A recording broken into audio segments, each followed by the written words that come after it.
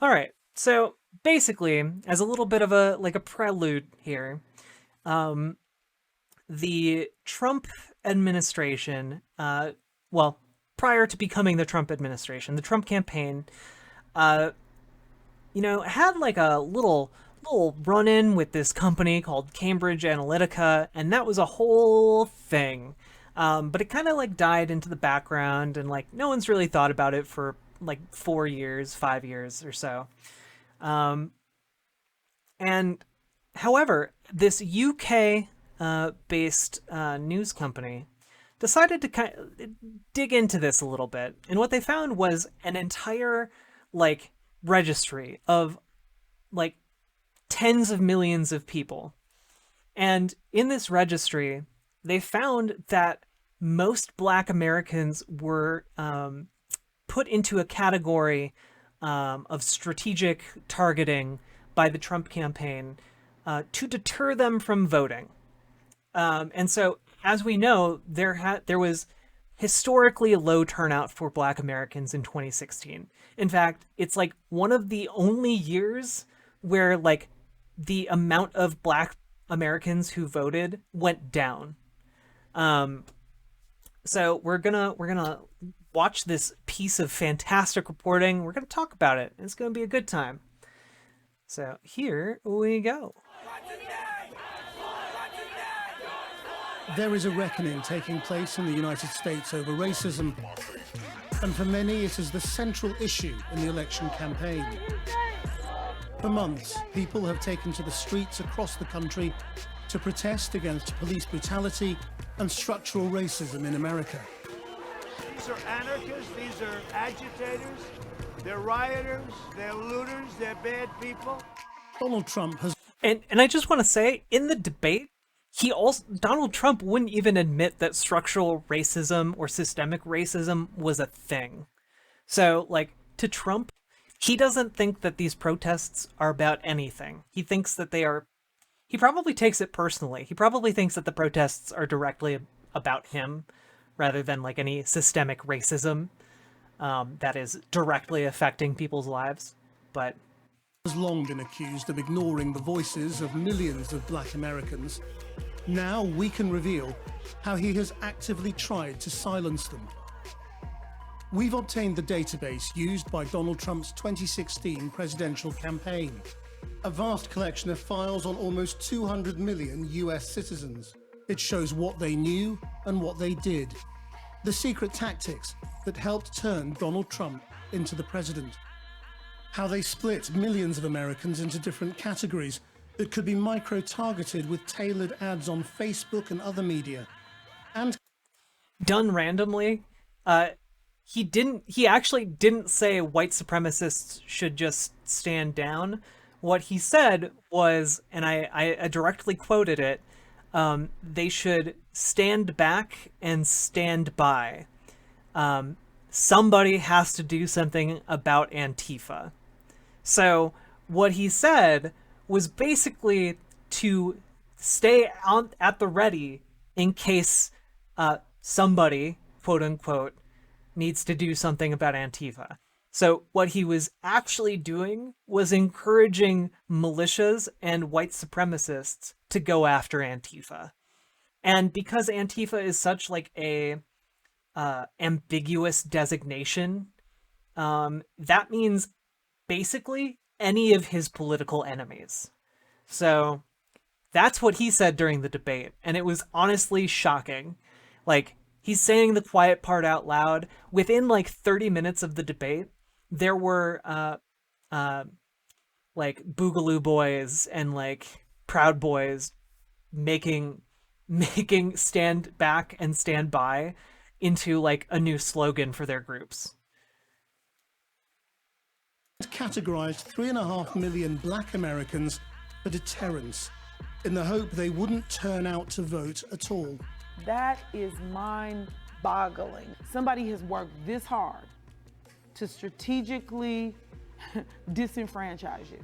You know, we're in a world of data, but it's how the data is used, manipulated, and then the platform allowing for this to happen, which fundamentally to me is a slap in the face for every single voter. It was a strategy that preceded a collapse in the black vote in key states like Wisconsin that clinched the Trump victory. It may seem hard to believe, but Donald Trump's path to the White House actually passed right along Dr. Martin Luther King Jr. Drive here in North Milwaukee. Now, this is not Trump country, but 4 years ago, tens of thousands of normally Democratic-supporting black voters just didn't turn out for Hillary Clinton.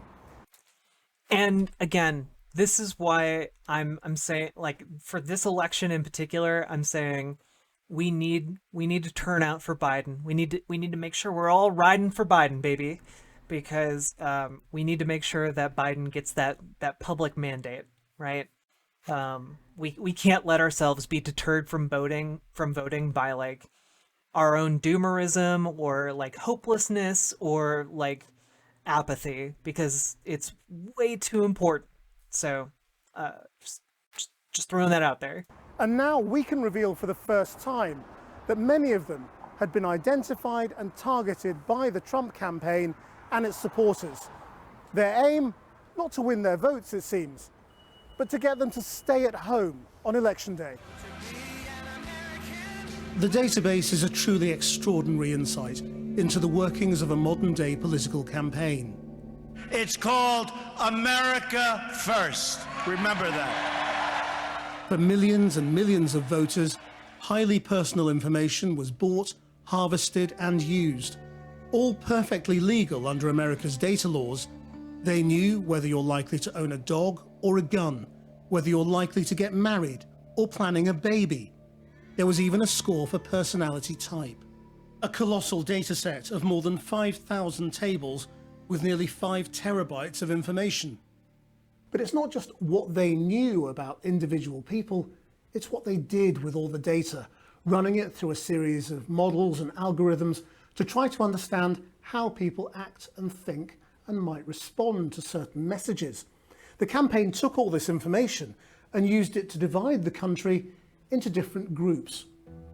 In 16 key battleground states, the algorithm placed voters into one of 8 categories. Most likely to turn out was the base, core Trump on his side, core Clinton on hers. Those least likely to vote were marked as deadbeats and then disengaged for both sides.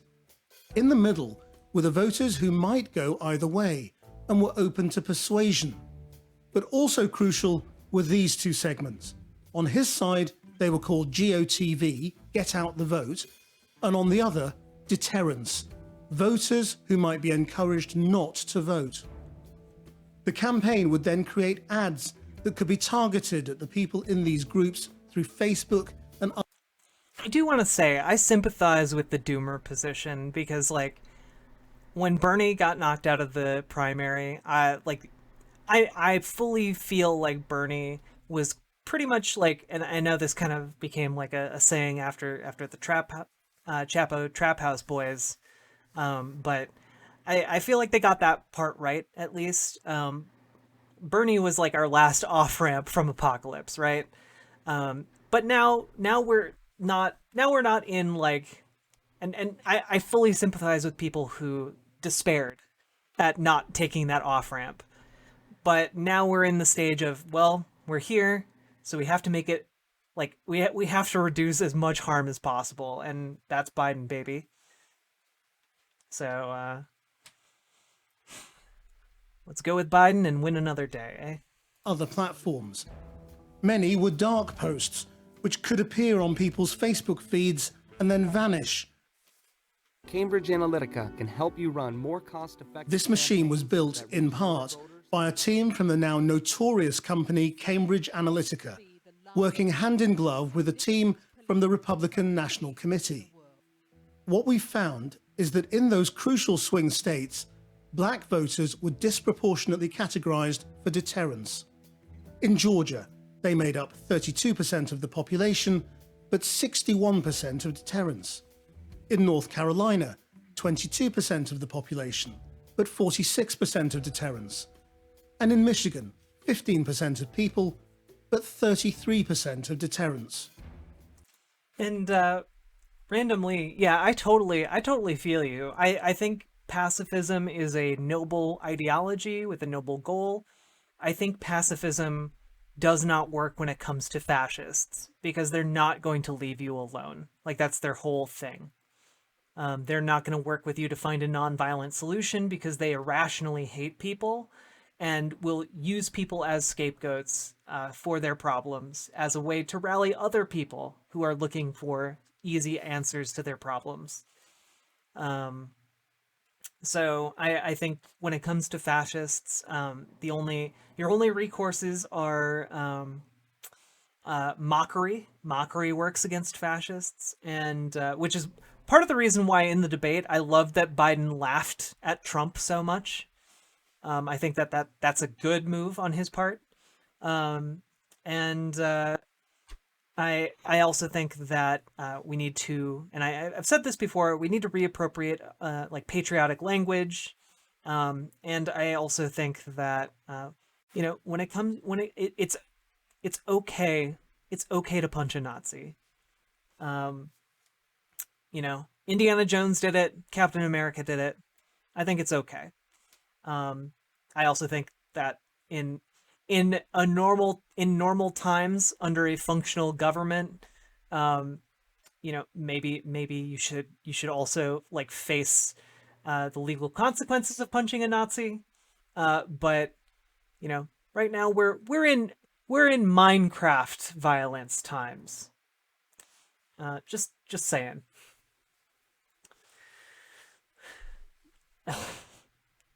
In total, more than 3.5 million black voters were marked for deterrence.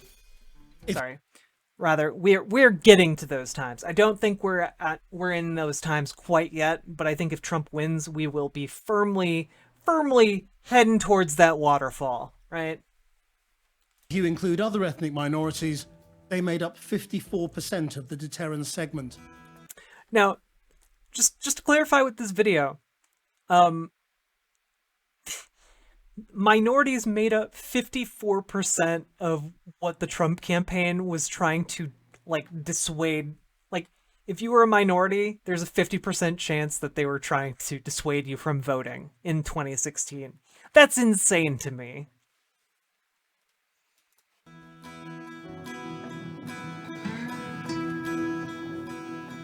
With its mix of Rust Belt, industrial areas, and rural farming communities. Also, I'm sorry I keep pausing it. I'll let it play in just a minute.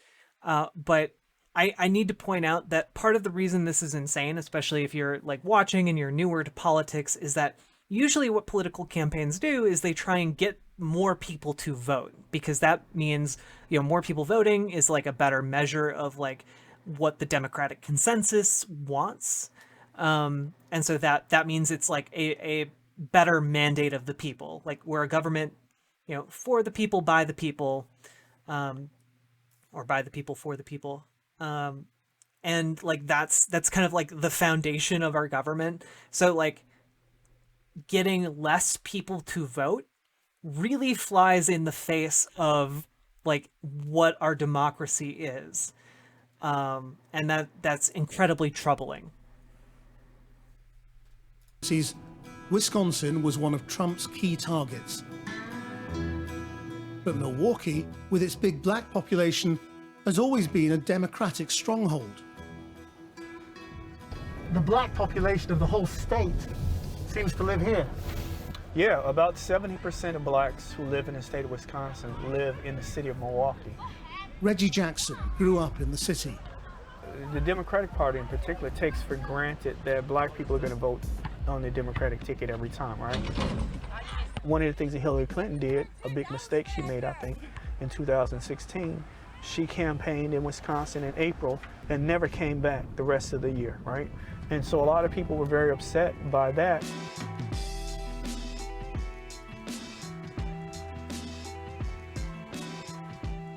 On Election Day 2016, something unusual happened. Turnout among black voters in Wisconsin collapsed by 19%. CNN now projects that Donald Trump will carry the state of Wisconsin. He will win Wisconsin with its 10 electoral votes. He's cracked the so-called blue wall that Hillary Clinton had tried to create. The margin of victory in the state, just 23,000 votes.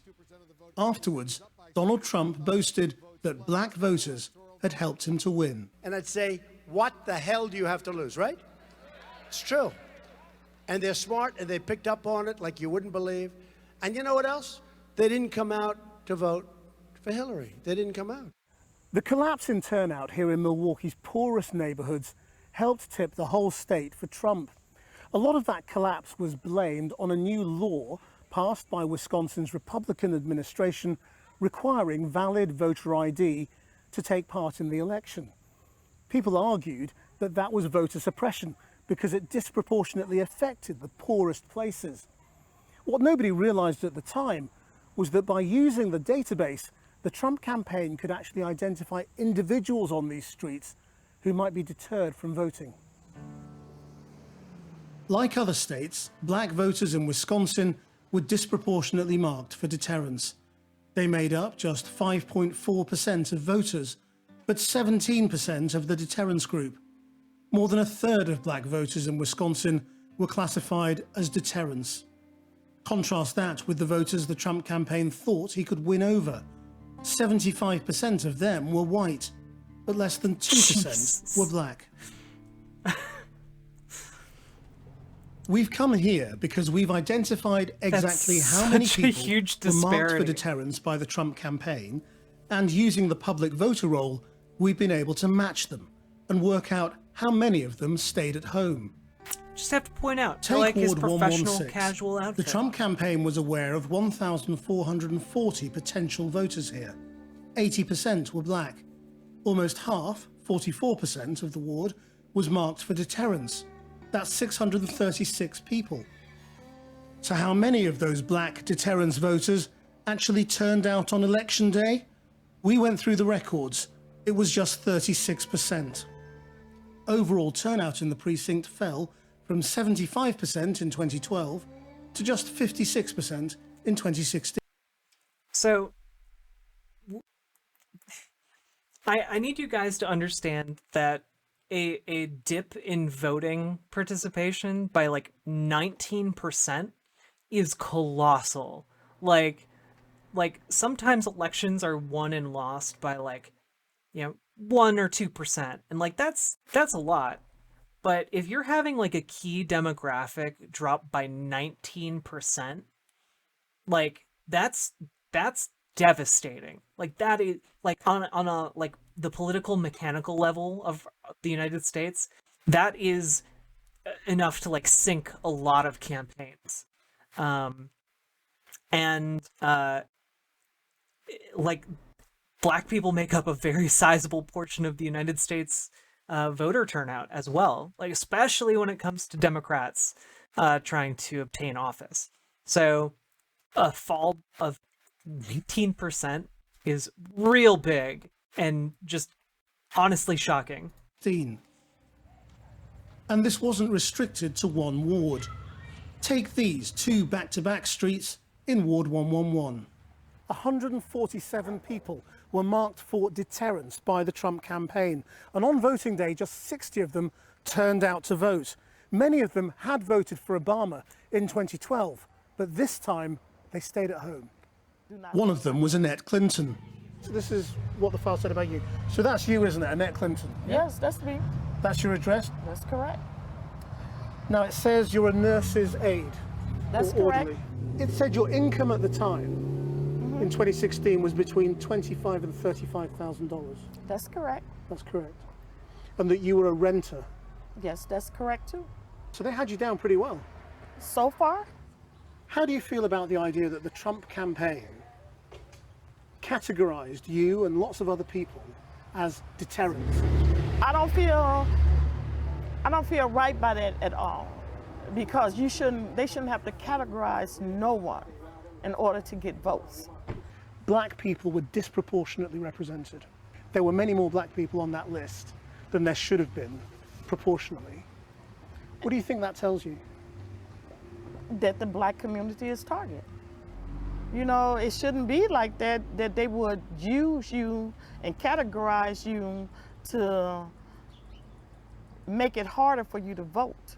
Does knowing this change anything about how you feel about the last election? It makes me want to go out and vote more, actually.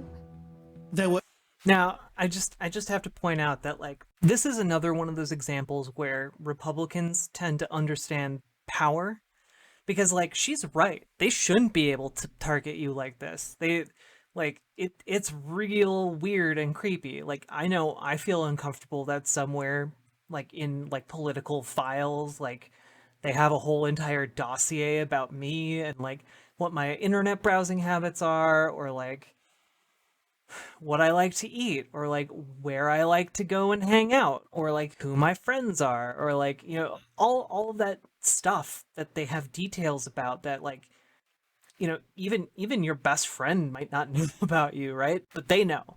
They know. And that's real creepy. And it, like, we should probably have data protections against that, but, you know, we don't, because A, companies make a lot of money off of it, and so both Republicans and Democrats in that regard are kind of naturally opposed to any restrictions on that. But also, Republicans are in favor of keeping this policy because it allows them to do things like this. It allows them to leverage power, and that's one thing that they are much more effective at doing than Democrats are. So just a little thing to think about. And done randomly, it's okay if you're being jokey. I don't mind. I like jokes. I like jokey jokes. And Archangel the Cobb, you're right. Right-wing extremists will probably party like football rioters after the election, win or lose. Annette in street after street. In Ward 111, 41% of identified voters were marked deterrents. Turnout fell from 81% in 2012 to 55%. In Ward... It fell by 26%, guys. 26%. That is incredible.